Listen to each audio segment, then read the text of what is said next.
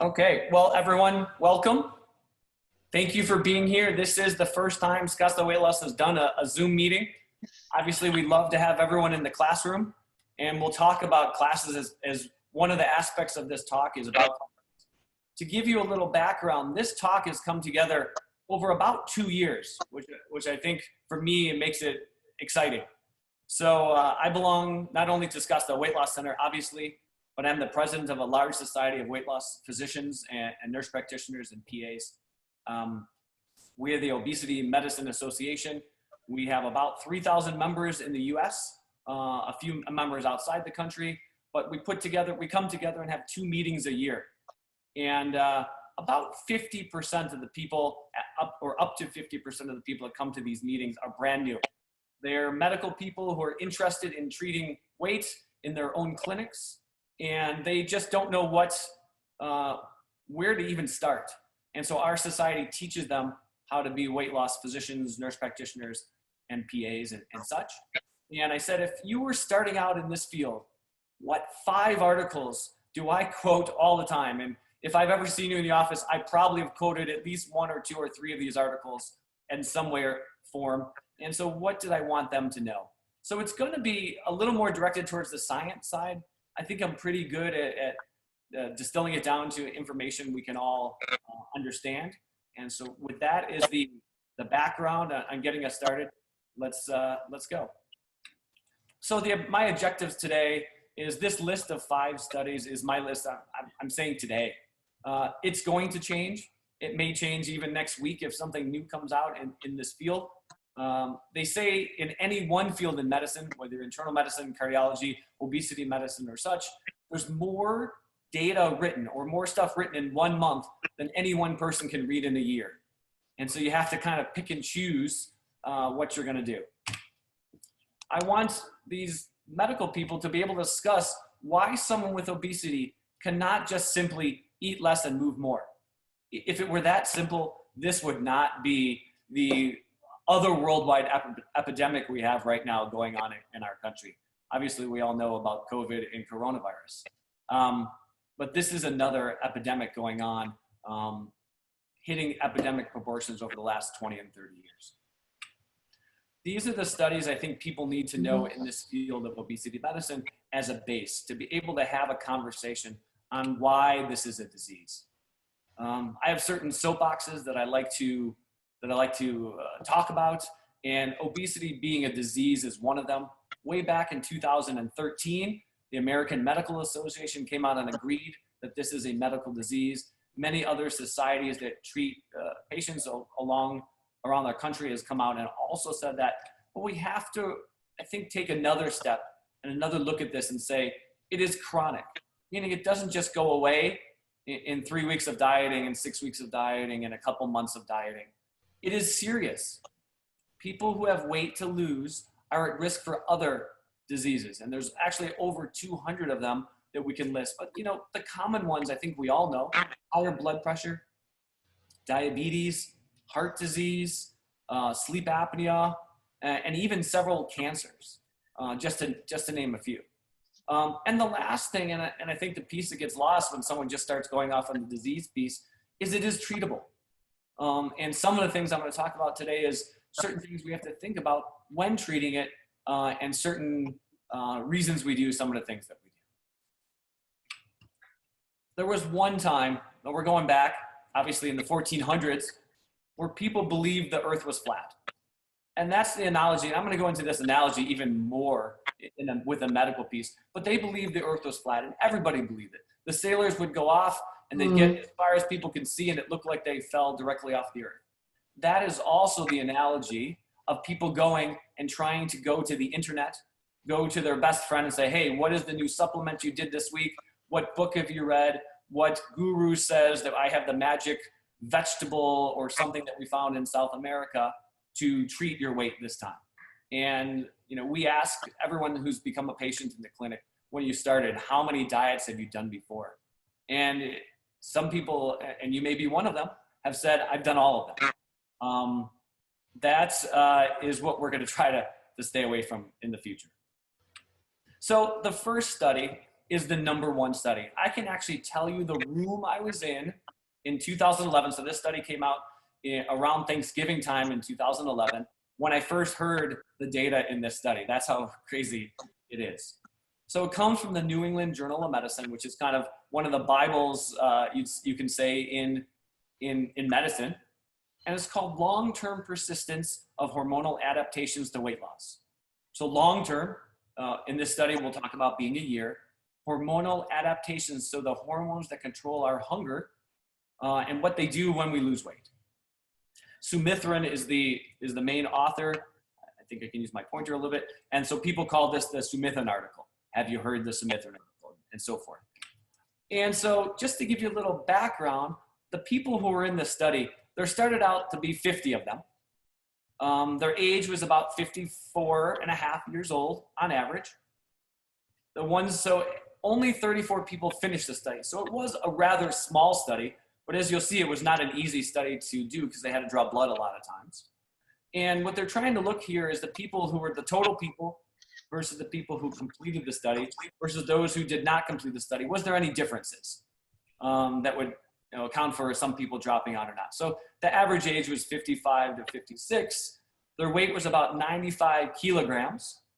Their body mass index was about 35, and I think across the board we can see that's normal, or at least in this study it goes across the board. They did have high blood pressure in the 135 range as the top number, and you can see their fat percentage was over 50% of their body weight, 52%, 51.6%, or 50%. They did a 10-week weight loss, and it was an aggressive weight loss program. For 8 of these weeks, they replaced 3 meals with meal replacements. This is what actually, for those of you obviously who come to discuss the weight loss, they were using an older form of OptiFast when they did this. That was it was a 440 calorie or 470 calorie meal replacement plan.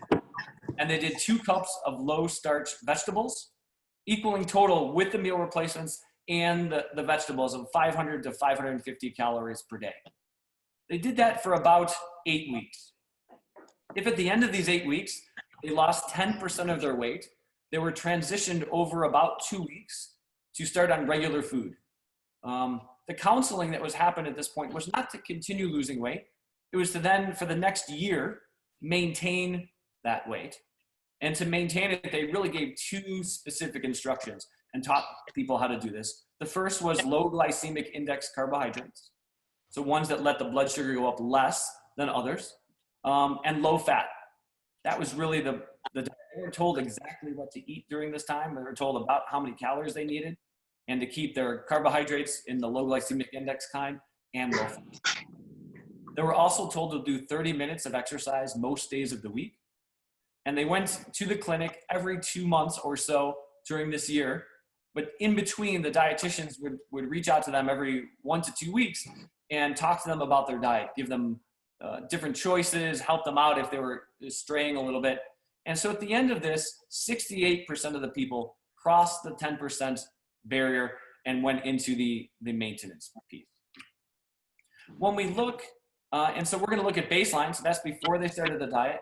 Week 10, which was that 8 to 10 week transition, and then from week 10 to 62. 62 is a year after, so 52 weeks after the 10 weeks. And you can see they lost about 13.5 kilograms. A kilo versus a pound is 2.2. So if you say it's 13.5, you double that to about 27, add roughly another 2 pounds, and they're losing 29 to 30 pounds in this 10-week period. And then they gained over the next year about 5.5 kilos back, so about 12 pounds during their maintenance phase. Their change in weight in percentage was 14% lost, and they gained about 4.4% back. And their body mass index in points went down just under 5 points, and they gained about 2% or 2 points back. And you can see if we go to the bottom that they lost about 10% of their total fat percentage and gained about 4.5% back. So they were very successful in the first 10 weeks and really pretty decent over the next year keeping off their weight. This is a graph of their weight loss. The people who are in black are the completers in the study, the 60-some people that went through the study. So their weight when they started was about 95 kilos. And over that 8 weeks, it went down to about 83 kilos.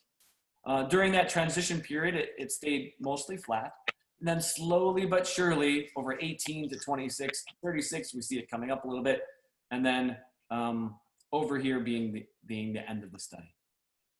If I was a shoe company and you saw the shape of this curve, this is, we call the Nike swoosh, unfortunately, of weight loss. Rapid loss and slow gain throughout the second piece of that. This is really where this study starts to say, what's going on here? So not only did we measure weight, because that's just what's going on, we wanted to measure hunger hormones. I'm going to take a step back and talk about hunger hormones for a second. There are our brain, the hypothalamus, is really what's controlling our appetite. There are sensors throughout the body that go to the brain or send chemicals through the blood to the brain. One of them comes from the stomach itself.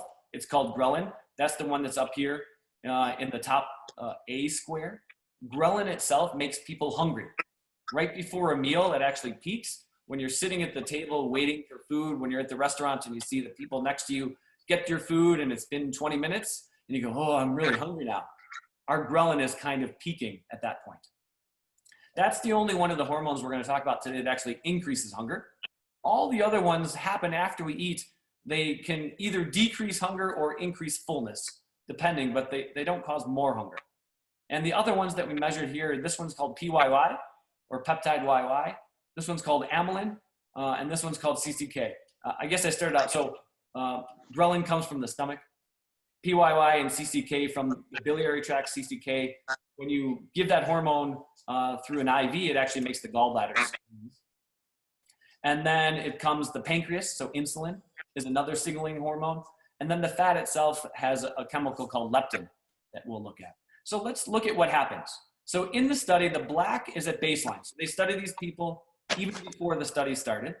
And if we look at the black and the ghrelin, they ate at time 0, which is right here. 30 minutes after the meal, the ghrelin, which tells you you're hungry, is going down. 60 minutes after the meal, it's at its lowest. And then slowly it starts to go back up. So in hour number 2, it's up a little bit. In hour number 3, it's up a little bit more. And by the fourth hour, it's kind of back to where it started. And if you haven't eaten in a couple hours, we start to get hungry, we eat again. Well, as people lost weight, so blue is at 10 weeks. So now they're at their lowest weight. This hunger hormone goes up. And so as we lose weight, the hunger hormone goes up. It still drops as you eat, but it never goes as low as it does when you're in the black range. And at week 62, where they've gained some, but not all their weight back, it's somewhere in the middle. So it's not as high, not as much hunger as it was. And again, dropping down and falling the same curve, but never as low as it was when we were at our initial weight. PYY is doing the exact opposite thing. So this would be fullness. And our fullness starts out low before we eat. We eat at 30 minutes and our fullness peaks, and then it kind of maintains itself over the next couple hours. When we lose weight, and we'll combine here the 10-week and the 62-week weights, which remember are lower. And so the fullness hormone is lower at each time, at 30 minutes, at 60 minutes, at 120, and so forth. When we look at amylin, another of these fullness hormones, what should happen is it goes up and then it comes down, and we can see the fullness doesn't go up as much. It comes up, but again, not as much. And it never, even at the end of a year, does it come back to baseline. And CCK does the exact same thing. It matches it and then comes back. We call this area over here, area under the curve. So the time that you're feeling full is less. Not only do we measure the hormones, but we asked people in the study, how hungry were you? And a related question is how much desire you had to eat. So we can be hungry and eat just about anything potentially. But the desire to eat, we may say, you know what, I'm not really hungry. But if you gave me chocolate, my desire to eat it would still be really high. What they do in a scale like this is called a visual analog scale.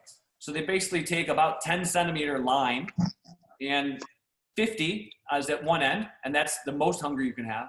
Then it goes down to 0, which is in the middle, intermediate hunger, or sorry, 0 hunger, And then it would go negative to be not hungry at all or absolutely full. And what we see here is the hunger starts out before you eat a meal is high. And at 30 minutes comes down nicely as though it should, again, before you diet, and then starts to come back up in hunger. So about 240 minutes later, or 4 hours, your hunger is back where it should be, and we're ready to eat again. When people lose weight, their hunger stays higher, or starts out higher. If we use hunger scales, maybe it's an 8 or a 10 instead of a 6. It comes down a little bit, but again, the entire time the hunger stays higher, and so does the desire to eat. Both of them are higher than they were at baseline. So really what this is showing us is that a relapse of lost weight, which is the regain people get during a diet, has really a strong physiologic basis. It's not just the fact that I'm tired of dieting and the chocolate, the ice cream, the food that my family has is really any different from us. We have this little voice in our head saying quietly, eat, eat, eat. And at the end of the year, he's still saying eat. And the more we lose, the stronger he gets. And so it's not just simply the result of these voluntary habits coming back, right? Just like food or such. It's this little hormone inside of us saying the drive to eat. And the drive to eat is one of those hormones like survival, because it's what kept us alive over the centuries. All of the changes in hormones, except one called pancreatic polypeptide, changed in this direction to facilitate the regain of weight. So it increased hunger and decreased fullness. At a year, the hormones that were controlling appetite that encouraged weight regain do not yet go back to the levels before weight loss. We don't know what happens in year 2, 3, and 4, but at this point we know at a year the fullness is lower and the hunger is higher. And so we have to come up with long-term strategies needed to counteract this change and prevent relapse or weight regain. So that is study number 1. Study number 2 was done from a journal called Obesity, and it's called Brain Imaging Demonstrates a Reduced Neural Impact of Eating. So basically, we're going to look at scans of the brain as people are looking at pictures of food and seeing what happens. So they use something called functional MRI. The MRI machine, as you know, uses strong magnets to take pictures of the brain, or in this case, the brain. And the more a part of your brain, so different areas of your brain are active at different times. If you show a picture of food, one area lights up. And you give it a dye through an IV in your arm, and this dye goes directly to the places of your brain that are more active. When the neurons of your brain are more active, they use more energy and more sugar, and so this dye goes to those places, and we can see that. So in this study, there were 30 women. 15 of them were lean, so body mass index normal, 18.5 to 24. And 15 had what we call at least class 2 or class 3 obesity, with their body mass index from 35 up to 50. In the functional MRI machine during this time, they were shown pictures of food. So 10 of the pictures were savory type foods, 10 of the pictures were sweet foods, and 20 were kind of non-appealing, low-calorie foods, a lot of vegetables, and sometimes occasionally they threw in a picture of an arrow. It either went up or down or to the side, just to kind of say it wasn't food at all and see what the brain did. Each of these pictures were shown for 3 seconds, which is all the time the machine needs to categorize what's happening. And so then they did 2 cycles of this. The first was fasting.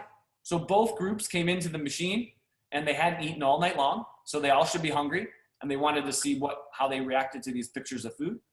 And then they were fed a breakfast, a standardized breakfast, 337 calories. And we'll talk a little bit more about that specific breakfast. And then the test was done again.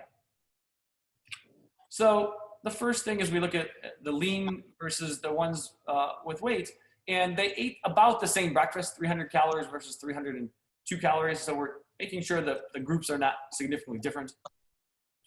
Their hunger when they were fasting, interestingly enough, when they were fasting, the lean women had more hunger than the other women, but they both had kind of mean hunger after they ate. So it went down in both groups. And then their fullness when they were fasting, about the same, 41 versus 39. And again, in the other, roughly the same. These are pictures, so I have to describe what these are.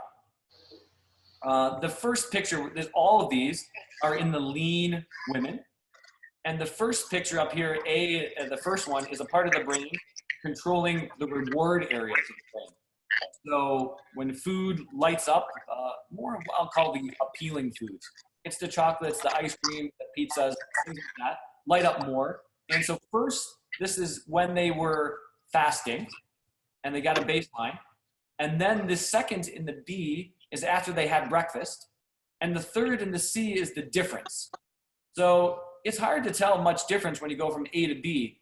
But when you look at C, it shows you that there's a lot of difference. So what it shows in A, in these parts of the brain, they saw hunger. In B, it went down so that the difference was a strong difference. When you look at other parts of the brain, here's the striatum, the nucleus accumbens, again, areas that are in the reward centers of the brain. We see a little bit here and a little bit here, but when they did the subtraction, it seems a little bit less than it did in this one.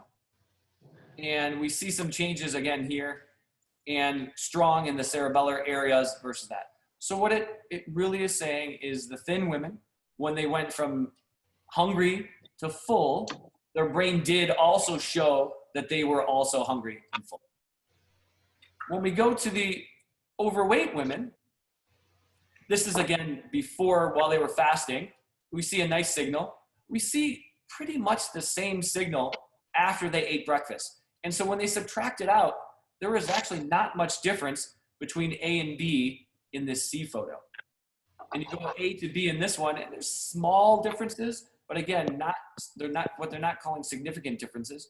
And we go into the fourth photo, A versus B, again, pre-meal, post-meal, and again, not many differences. And so what we're seeing here is, even though they had the same breakfast as the thin women, the brain's hunger and reward did not shut off.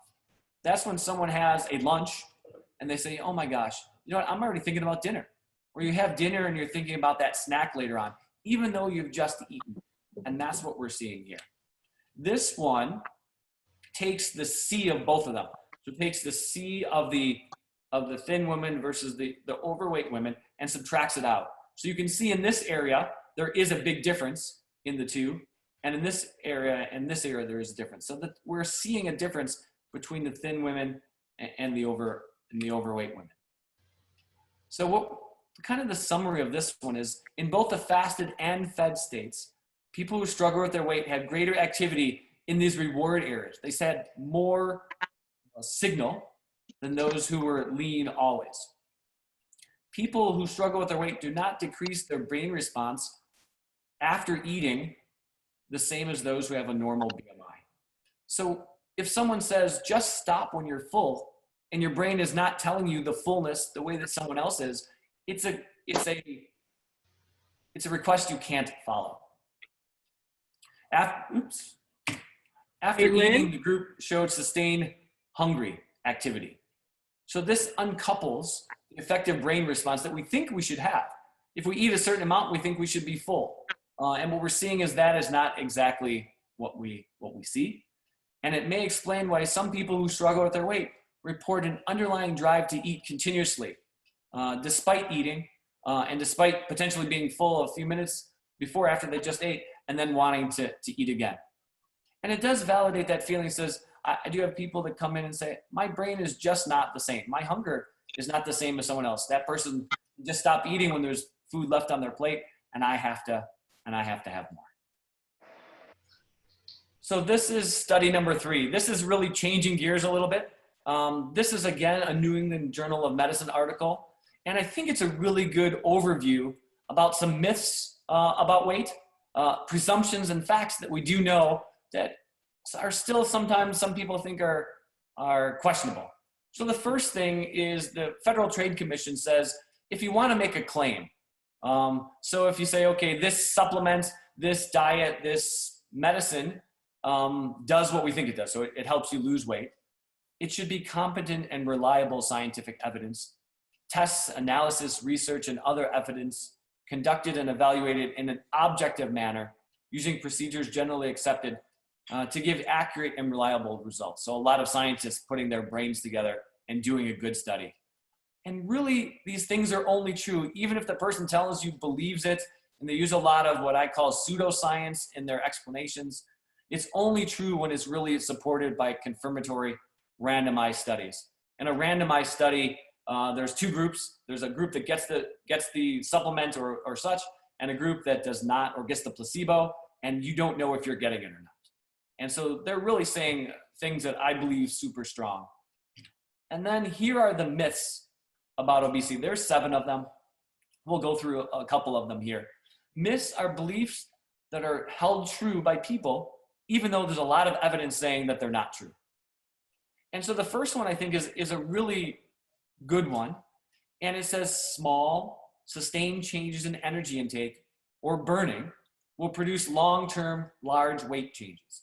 So that's someone who says, you know what, if you just cut out 100 calories a day, every day for a week, you're going to lose 700 calories. You do that for 5 weeks and you've lost a pound, or you can be a little more aggressive with it and you say, okay, cut out 500 calories today. Do that for a week, that's 3,500 calories. And then at the end of the week, you'll lose a pound. And if you just keep doing that, it really doesn't take into account 2 big things. The first is that our metabolism, if it does, and it probably does, the first pound you lose only take 3,500 calories. Our bodies are extremely good at surviving in the famine. And so what happens is as you lose more and more weight, that number goes up. And it can go up in some studies as high as 7,000 calories a pound. The second is as you lose weight and you lose a little muscle, and so we think it's about an 80-20 proposition. And so if you lose weight, for every pound you lose, 80% will be fat and 20% will be muscle, but that is the muscle that you're carrying around for it. That when you lose some of that muscle, your metabolism slows down also. And so you actually have to drop more. So making small changes using that kind of math doesn't always add up. I think the second is another one that I like, which people say, let's set realistic goals. Let's lose 5 or 10 pounds. And otherwise, if you don't hit your goal of 40 pounds, 50 pounds, 110 pounds, that you're going to become frustrated and then you'll lose less weight. And what they found was exactly the opposite. If you set a big goal for yourself, you are going to do better than someone who just kind of goes, oh, if I can lose, a pound here and a pound there, 3 days into the week, you say, okay, now I'll get serious. I'm coming for my weigh-in. So the last 2 days we get on the diet and such. When you have big goals that are down the road, it seems to work a little bit better. The third one, I think, is, again, another interesting one. Large, rapid weight loss is associated with poor long-term weight outcomes than slow, gradual weight loss. So what that is the person who says, I don't want to lose fast. I'm happy with slow and steady. And what we find, and I'm going to show you another study about this, is the more weight loss you lose in the first month and the second month predicts better your weight in the next 4 years and 8 years. And so faster is actually better in the world of weight loss. If you go back to that Nike swoosh thing that we see all the time, we see the initial downward in a nice aggressive diet lasting at least 6 months. If we don't do more things on top of that, sometimes that's when we see the plateau. So the more weight you can get off in that 6-month period, the better we're going to be again in the next couple of years. The next one is about steady stage of change. And so there's been a lot of psychology that's gone into, if someone isn't really ready to lose weight, they probably shouldn't start. And I believe that in the sense that if someone, a friend or family member is pushing you to do weight loss and says you have to do this because this, it probably doesn't work. But if on your own you say, you know what, I'm not sure how much weight I want to lose, but I am coming into the clinic. Just coming into the clinic means that you're at enough stage of change that you're going to say, okay, I am going to make changes that will work here. Then we get into a little bit about childhood. Physical education classes in their current format. And so they've obviously changed a lot through the years. My son is a 6th grader and they have 3 45-minute periods per week. I think as they're younger, they actually have, an hour each day, and now it's getting to 3 times a week. and it plays an important role in preventing or reducing childhood obesity. And that is actually probably not true. There are some really good reasons for having PE in school. Number one, actually kids probably learn better to have a break like recess or PE.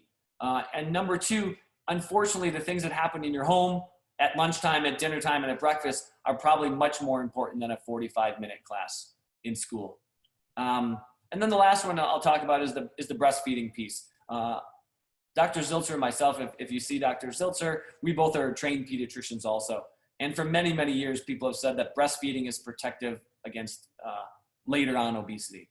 And what we think that there is something called a publication bias. And so if the study showed that breastfeeding was better for long-term obesity, they published the study. And if it didn't show it, the study didn't make a journal.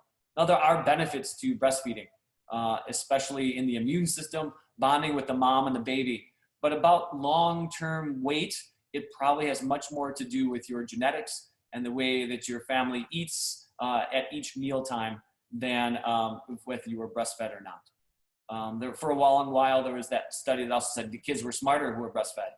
And so I said, well, go around to all of your friends, and if you think they're smart or not so smart, and ask them if they were breastfed or bottle fed, and you just can't tell the difference. There is no piece that does that as we're adults. Those are the myths. So presumptions. Presumptions are unproven, yet really commonly believed. And so the first one is about eating breakfast. And so regularly eating versus skipping breakfast is protective against obesity. And I think what the studies will show us are many people do very well with breakfast. And then there's a subset of people who probably do better if they don't eat breakfast.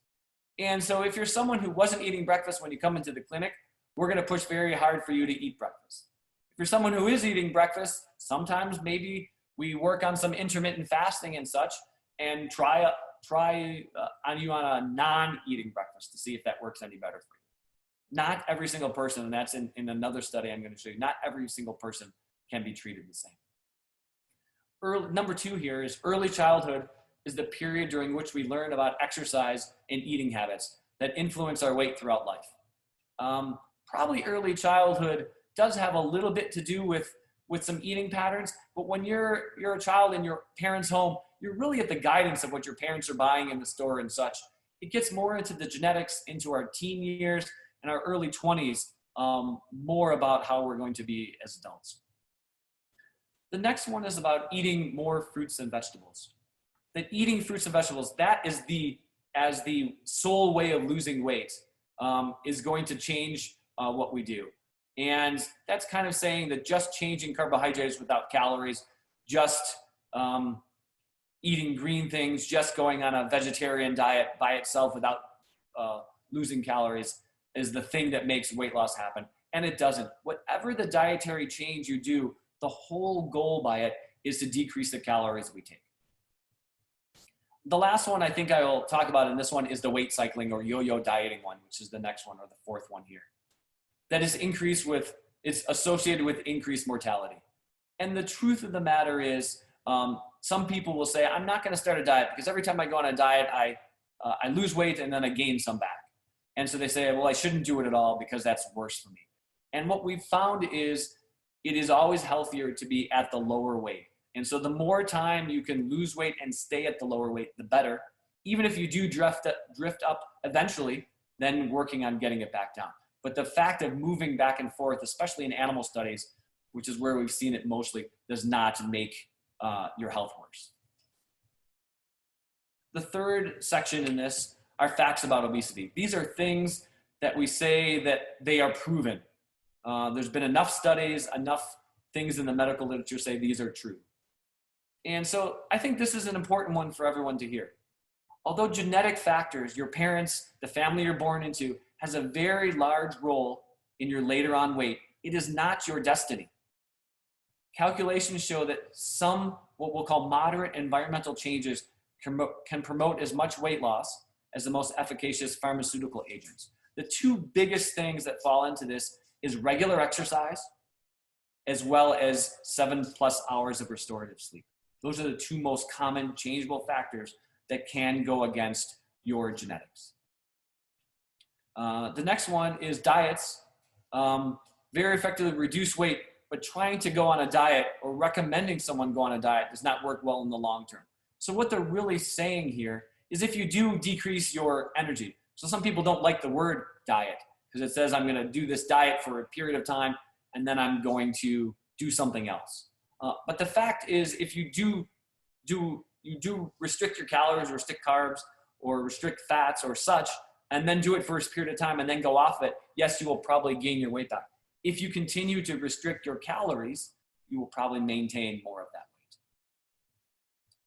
weight. This one is proven. Regardless of body weight or weight loss, an increased level of exercise increases health.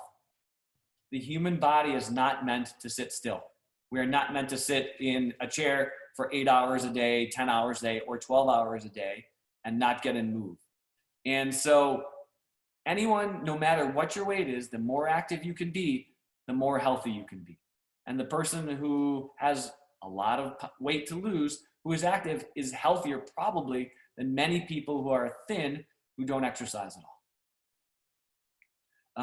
Physical activity or exercise in a sufficient dose aids long-term weight maintenance. Absolutely. And so there's different levels of recommendations on how much exercise people should do. The first is if you're not doing any exercise, we just need to start moving. The next recommendation is about 30 minutes of exercise 5 days a week. That 30 minutes can be in a 30-minute block, or it can be even in 3 10-minute bouts. A bout of exercise is defined as roughly 10 minutes. And so you can go for a 10-minute walk. You can walk out to the corner and back. You can, later on in the afternoon, you can do it again. And a third time, if you didn't have the energy or it was too hot in the middle of the day, you can do a third 10-minute walk later on. That is sufficient. As we lose more and more weight, more and more exercise is needed to keep off that weight. And so it goes upwards from a half an hour to an hour most days of the week. And that's walking time. And so if you're doing other things, if you're lifting weights, if you're running, if you're bicycling or doing exercises that are higher intensity than just walking, you can drop the time in that. I think the next one, what's number 5, continuation of conditions that promote weight loss promotes maintenance of lower weight. So what works for you to lose weight, we have to figure out how to keep doing. If that means it's some meal replacements and some activity and avoiding restaurants and skipping alcohol, and that worked really well for you, then we should find which of these things we can keep doing for long periods of time. For overweight children, programs that involve the parents and home setting promote greater weight loss or maintenance. We do treat children down to the age of 12 easily in our clinic, and we have gone down to 8 or 9 years old. We know at 8 or 9 years old, all the food is provided by the parents. And so making a healthier household, having less food around for stress eating, for boredom eating, and for food rewards does help a long time. The next one is the provision of meals. So provision of meals really means prescribed meals. And so if you're using some of the what we'll call frozen or pre-prepared meals, there's a lot of companies that do it now. Obviously, the freezer section of the grocery store, we know if it says it's 300 calories, it is 300 calories. Or meal replacements for the same reason, promote greater weight loss. When left to our own devices, our eyes are bigger than our stomach. If we think we need to eat a little bit and there's a little bit more on our plate, we will finish our plate. When restaurants give us this much food, we tend to eat more food than we would be when we were at home. So a lot of people throughout this Corona quarantine time have been losing weight just because they're cooking more at home. And it's been a lot better than the big portions restaurants give us. I think the last one that I'll go to here is some pharmaceutical agents or weight loss medicines can help patients achieve clinically meaningful weight loss and maintain that reduction as long as these agents continue to be used. So if you're going to start medicines, and it doesn't have to be the same medicine, but using medicines that are going to quiet those signals that we learned about in the first study, and that's really what the use of medications are. They're quieting the signals that are telling us that we're still having more hunger, that you probably should continue using those, again, if they're working. And if they're not working, we need to try others. So study 4, I wanted to find a good review study. A good, for people who have never learned anything about management, How do we manage it? In the Obesity Medicine Association, as well as our clinic, there's really 4 pillars to good weight loss. The first is some kind of dietary change. The second is activity. The third is behavior change, or the classes that we have. And the fourth is the use of medications. And so let's look at some of the data behind that. This is the Look Ahead study. It was done on people with diabetes, and it was done for about 10 years. During that time, they studied these people at multiple times. There are so many articles published about this group of people. This is an amazing study. And so if we go into the top left corner in A, this was weight loss at 1 year in a percentage, and this is increasing physical activity. So what it showed you is the people that did the most activity lost the most weight. The people that did the medium amount of activity lost the medium amount of weight, and the people that did the least amount of activity lost the least amount of weight. When we go to behavioral sessions, so as I was saying, so they did classes like we do at Scottsdale Weight Loss, and this was just going and looking to see the number of classes you attended. And so the first was, if you went to the more classes, you lost more weight. If you went to the medium amount of classes as you'd expect, you lost a medium amount of weight. And the smallest amount of classes you attended, you lost the smallest amount of weight. This was another study that used meal replacements. One of them was OptiFast, but it wasn't the only meal replacement. People were in different groups. And so it was the number of meal replacements used during the first year. And if you're in the highest group, you did lose the most weight. As we can see, as you're getting the trend of this. If you're in the middle group, it was the middle amount of weight. And the less meal replacements you used, the less weight you lost. And the last one, I think, is also that thing where fast weight loss or more weight loss in the beginning predicts later weight loss. So this was weight loss at 4 or 8 years. So this one is, these 3 are 4 years, and this is 8 years. If you lost in this line just a little bit of weight, 2% or less in the first month, at the end of 4 years, you lost the least amount.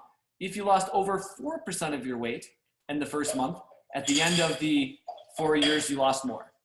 If you look at 8 years, now we're using 2 months to predict that. And so again, if you had over 6% weight loss in the first 2 months, at the end of 8 years, you had had more loss. And if you only lost less than 3% in the first, you had less. I think what it really is saying, if you divide our society into, there's about 10% of people that will never probably gain weight significantly, no matter what they eat.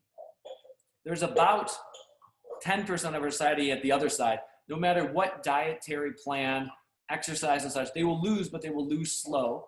And the rest of us, and most of the people that we take care of in the clinic, fall in that middle 80%.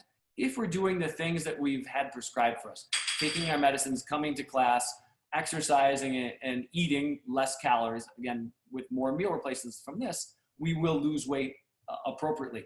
If we're on the wrong plan for us in that first month, and we're not losing significant weight, no matter, and we're doing all of those things, we're doing the wrong plan for us. And so this says, if you're on the right plan, you will lose more. And if you're on the wrong plan, you probably won't lose as much. Hopefully that makes sense the way I've said it. Medications for weight management, or anti-obesity medications. We use these all the time in our clinic. And this is just a little summary. And I'll go through each of the medicines that we use here. The first is phentermine. Phentermine is between 15 and really 37.5 milligrams orally. Its mechanism is called a sympathomimetic, or mild stimulant medication. When it came out in the 1950s, it was really only for short-term use. Although many societies, including the Obesity Medicine Association, the Endocrine Society and such, believe we should be using these medicines for much, much longer. Although in the 1950s, they weren't studied that way. The advantage is it is an inexpensive medication. And they say side effect profile is strong, which, yes, a little sleeplessness in the beginning, and you shouldn't use it if you have active heart disease. And it is not exactly true anymore that there is no long-term data, as we'll see as we go down this list a little bit. The next is orlistat. Orlistat's a medicine that's been on the market for a long, long time. I actually have not had even 5 people probably in the last couple of years who have used this medicine. Orlistat was Xenical. or there's the new name for it as they brought it down to 60 milligrams a day instead of 120. It is called Ally. It's used 3 times a day before meals. Really what it does is blocks the absorption into the intestine of the fat that we eat. And so if you're not absorbing the fat, you are passing it through your stool. Yes, it is for long-term use. It's also used in the European Union, which has slightly different guidelines than the FDA in the US. The people who were in the placebo group lost 2.6, but on the drug, they lost about 6.1%. It is not absorbed, and it does have good long-term data. That is true. But for me and most of the people that I have had that have taken it, the side effect profile is the reason that they don't can take it. When it was at full strength, 120 milligrams, it actually was an expensive medicine back in the day. It was about $140 a month, 12 or 15 years ago when we did use it a little bit. But the side effect profile. So this fat that we pass is called steatorrhea. That's the medical term. And unfortunately, we believe, and I'm going to be the physician here, that we believe we're passing gas and we actually have an accident. And I had a woman who that happened to in her work office, and again, never said she would take this medicine again. Lorcaserin, also known as Belviq. Some of you were on this medicine that went off the market earlier in the year or the end of last year, and so I won't spend any time on that. There is a medicine called phentermine with topiramate. The trade name is called Qsymia, but in the clinic, we do use often phentermine and topiramate individually. Phentermine is the same phentermine we use up there, but in slightly smaller doses. And then the second is topiramate, is an anti-seizure drug that has these actions. It is for long-term use. And as you can see here, the placebo was not very good, which we'd like to see. So it really teased out that this was a really effective drug. 9.8% in the full dose. That is the strongest, as you'll see, of all these weight loss drugs. And so really robust or strong weight loss, good long-term data. Unfortunately, it is expensive when used as the trade drug. And here, teratogen means that there is a slight risk if a woman were to become pregnant on this drug of increased cleft lip and palate of only 6 out of 1,000. So it is there, but it is a small risk. And so if you are a woman who is of reproductive potential, which is the terms that they use, it's recommended to use 2 types of birth control while you're on this drug. Naltrexone with bupropion, many of you know as Contrave. It is an opioid receptor antagonist. That's the first part, the naltrexone.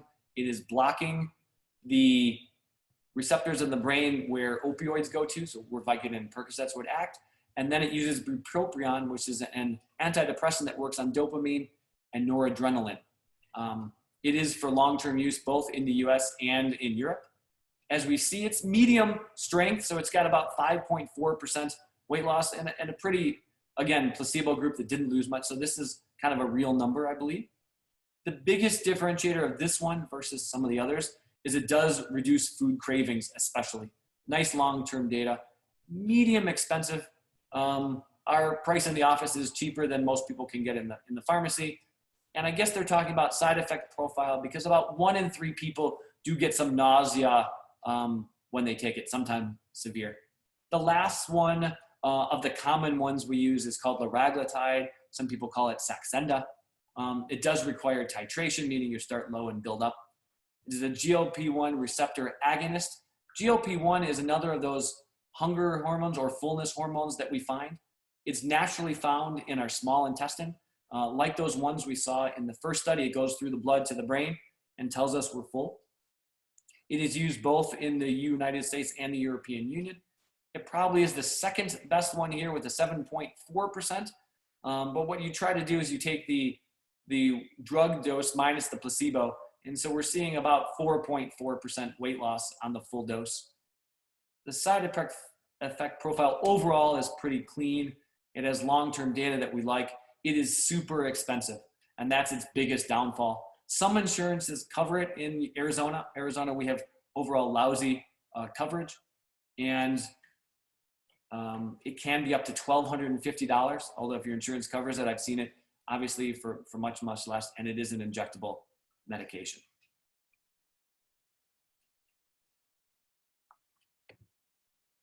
Next slide. So these are medicines that affect weight gain. So not only do we want to sometimes put people on medicines that cause weight loss, but we want to stop medicines that cause weight gain.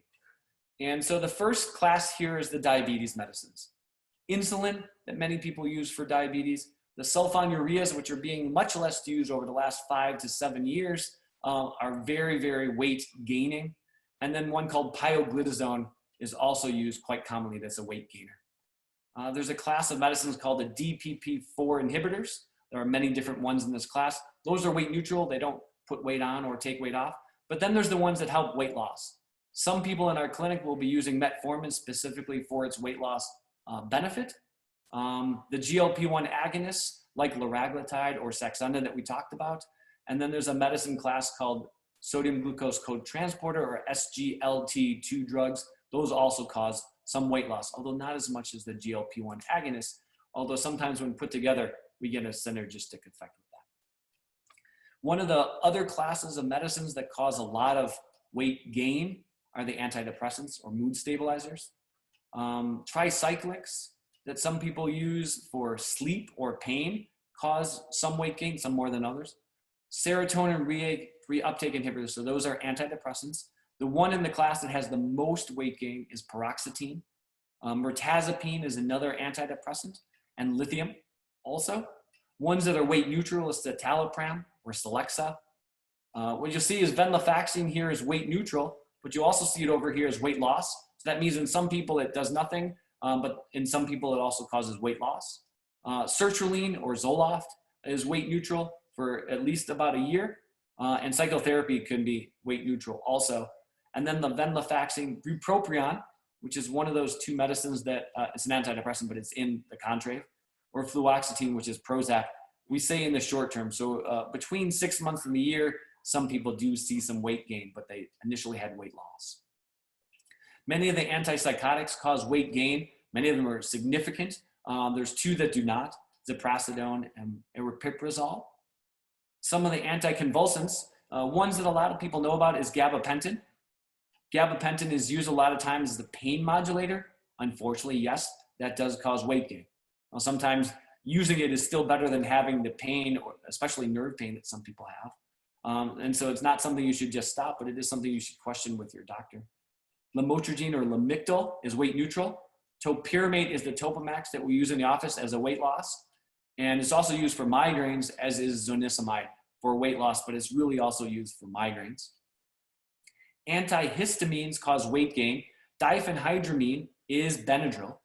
And so Benadryl is a medicine that you need to take if you have severe allergies, but just as a sleep aid, it is not a great solution. Although these aren't antihistamines, they are weight neutral. So steroid inhalers like Flonase or decongestants. If you're on phentermine, we want you to be very careful with decongestants. Some people can be stimulated by decongestants. Adrenergic blockers are really mostly what they're saying is anti-blood pressure medicines. Propranolol can be a weight gaining drug. The class called ACE inhibitors or angiotensin receptor blockers, ARBs, and calcium channel blockers are usually weight neutral. Although occasionally you can have one that causes a little less weight gain and a little more weight loss. I guess the last one in here that's worth talking about are corticosteroids. So steroids are useful. They are life-saving in many situations, especially allergic reactions in people with adrenal problems, but they also at the right dose, unfortunately, or a long-term dose can cause significant weight gain. Targets for anti-obesity medications. I don't want to go through a lot of this, but you can see the naltrexone and bupropion work on different parts of the brain. Really what the goal of this study was to show you is there's a lot of different areas that these drugs work on. If you use blood pressure as your example, there are some people that have to take 2 blood pressure medicines or 3 blood pressure medicines or 4 blood pressure medicines. There's even some people on 5 blood pressure medicines. What we really see here is that in the future, we're probably going to have to stack medicines on top of each other. 2 medicines, 3 medicines, maybe even 4 medicines until newer generation medicines come out. And so we want to find ones that work on different parts of the brain to kind of get a synergy between that. Surgical procedures for the treatment of obesity. A weight loss talk would not be sufficient if I didn't give you a little bit about surgery. Surgery is, for many people, a good long-term strategy. For others, it is unnecessary. Adjustable gastric banding, or the lap band, for a long while was the most popular surgery done in gastric or in weight surgery. It is now the least common, and in Arizona, almost non-existent. The two that have taken its place are the sleeve gastrectomy, as well as what we call the Roux-en-Y or gastric bypass. The sleeve gastrectomy for a while has taken over as the #1 most performed procedure, but it may not have the longevity of the Roux-en-Y gastric bypass, although the gastric bypass is a more involved procedure. As you can see, change in body mass index after 3 years. I wish this also had a 6-year number, because it did really show that gastric banding did seem to be pretty good, although most people don't seem to get this, lasting even 3 years at the time. Sleeve gastrectomy is kind of the middle one, and the gastric bypass had the most one. If we see weight gain in these two surgeries, we probably start to see, and not everyone has weight gain, but if you do have it, the sleeve gastrectomy is probably seeing some weight gain at 2 years, and the gastric bypass at 4 years, although most people do keep off the majority of their weight, just they do not get to goal or stay at goal for extremely long periods of time. When you're talking about type 2 diabetes, the Roux-en-Y gastric bypass is the best for that. The data on mortality at less and greater than 30 days was done from 2014. Now we're in 2020, and the data is significantly better than it was back then. That being said, the one with the most complications is the Roux-en-Y gastric bypass, because it is doing the most to your abdomen. The sleeve gastrectomy, the middle amount, and the gastric band with less. When its reoperation rate is actually a little bit different, because reoperations in the gastric band were the highest, because the band either slips or comes out of place. By 10 years after getting the band, at least 50%, if not more, people have actually taken the band out. And another percentage of them, because it's adjustable, don't have any filling that. And complications are kind of the same. The more aggressive surgery has more complications, and the less aggressive has less. So there are 4 pillars of medical weight loss. When you put them together, people do better. Diet, activity, behavior change, and anti-obesity medications. When Dr. Zilcher and I wrote the book that we did, Chasing Diets, these symbolize the 4 legs of the chair. If you just do diet, you're balancing on one leg of the chair and you can easily fall over. If you put 2 legs of the chair down, you're stronger. If you put 3 legs down, if you're doing all 4 aspects, you have the strongest base. When prevention of weight doesn't work, we do have to use treatment. Although obviously prevention is the first strategy for most people. By the time people come to me, obviously we're way beyond prevention. I think this is an important one, and it's now written in this article, which I like. People who do not have obesity by body mass index, but do have elevated body fat, have elevated cardiometabolic risk, so higher risk for stroke and for heart disease, and should be treated irrespective of their BMI. So people at higher cardiac risk should be treated. And then, as a general rule, more is better. Going to more classes, doing more exercise or activity, having more meal replacements. And the better your early weight loss helps your overall weight loss. This is the last study.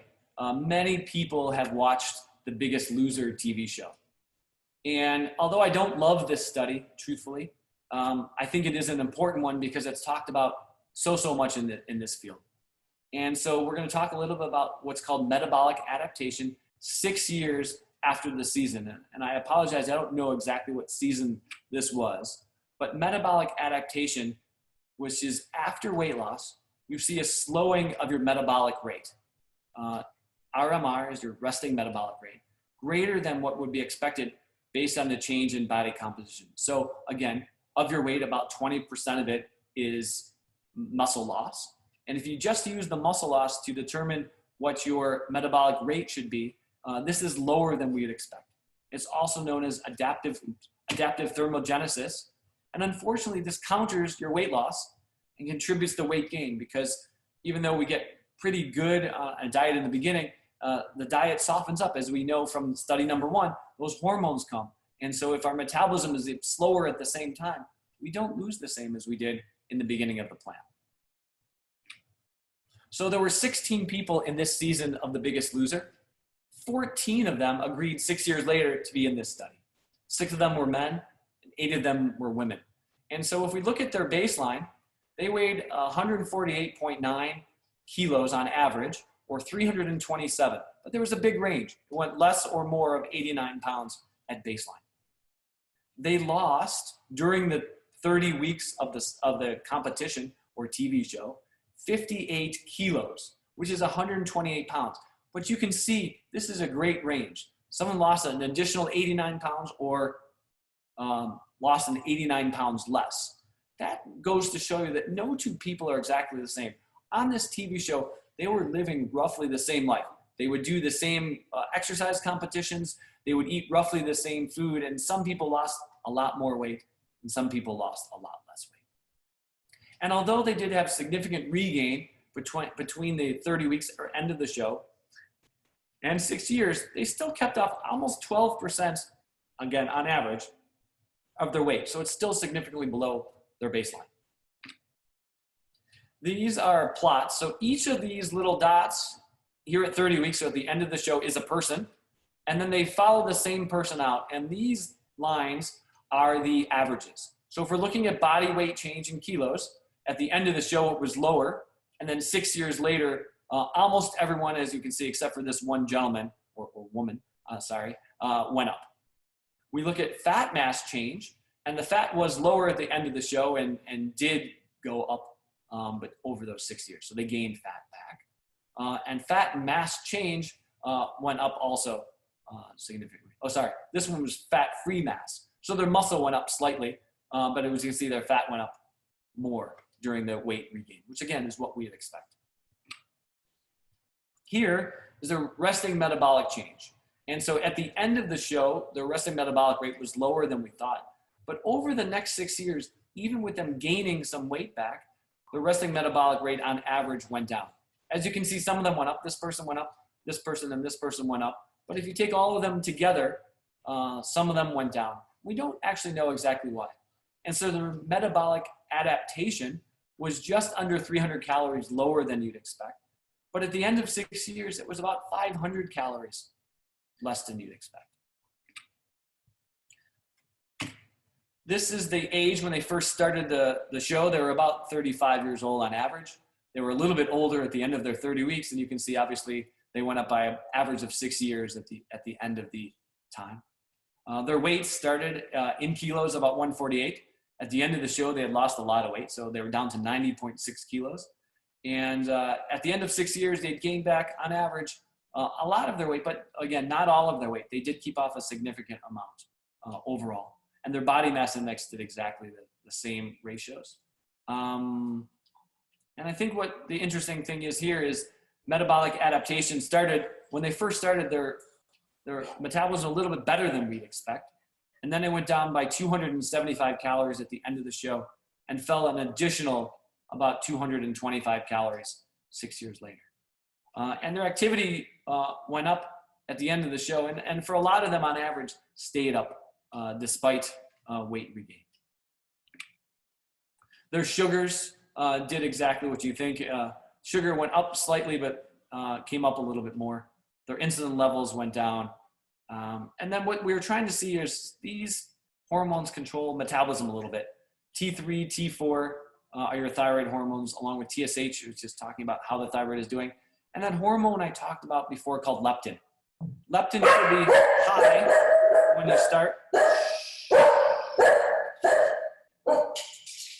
you start. And then it went down. So it started in the 40s. It went down to about 3, which we'd expect as you lost fat, and then went up to about 27 at the end of 6 years. This is nice to say that the fat mass change was equivalent to the body weight change. So the majority of weight that they lost at the end of the TV show, which is the correlation here, was fat. It was at least 80%. This one, I'm going to skip.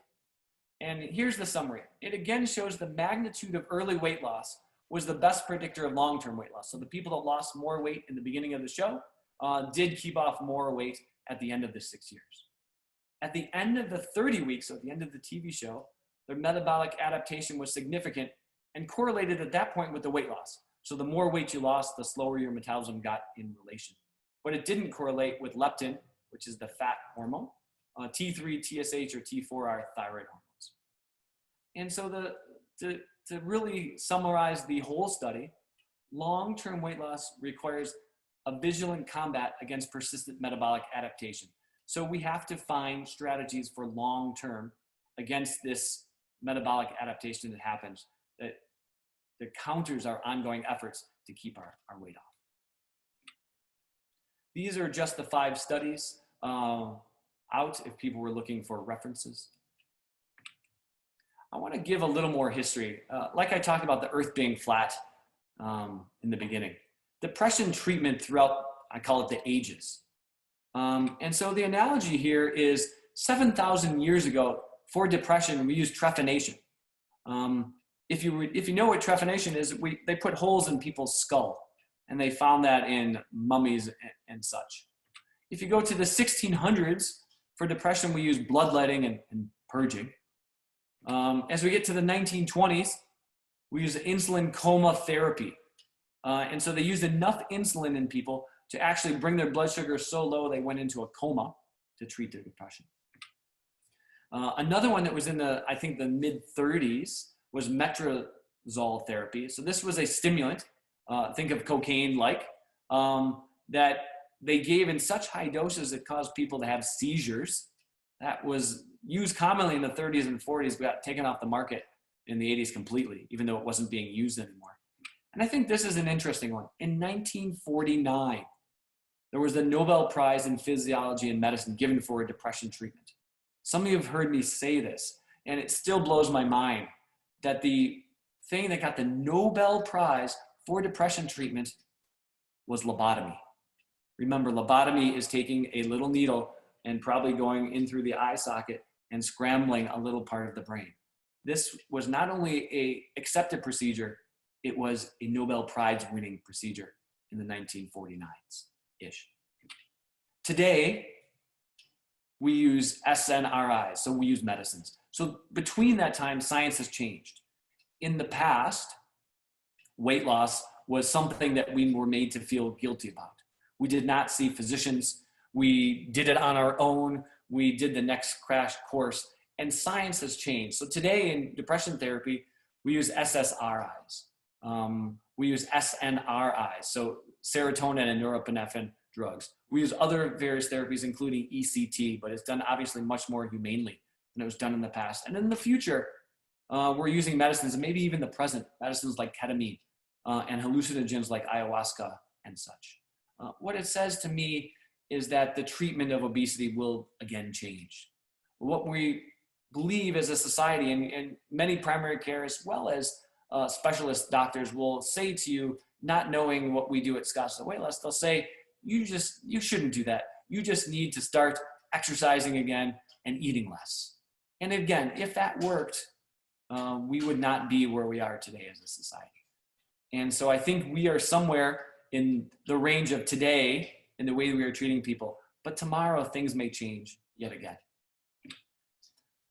So as an overall summary of tonight, the brains, the hypothalamus, the control center for appetite, and the body, all these signals that go of people with obesity is not the same as someone who has normal weight. And to treat them the same is really malpractice. Be aware of the myths of obesity treatment. Use science to back up your ideas and thoughts. Real science, not just pseudoscience.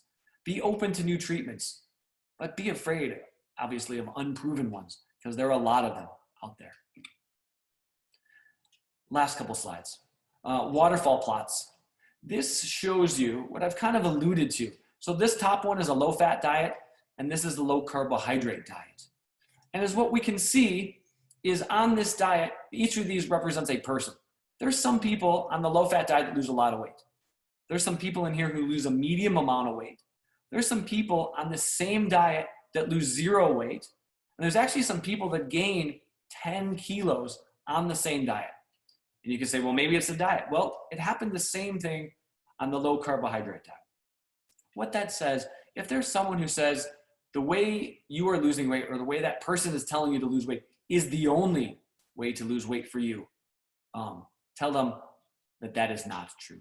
That some people do really well on every diet and some people do not. This is a small list of other studies that if I were to do talks or studies 6 through 10, I would do. And then the last is I Am Social. If you've never seen my website, it is drprimack.com. And I have a LinkedIn site, I have a Facebook site, an Instagram, and I'm joking, I do not have a TikTok site. So let me find how I can find everybody here. Oh, there's the group. Hi, everybody. And if you want to unmute yourselves, and I am now open for questions, so please ask away. And thanks for being here tonight.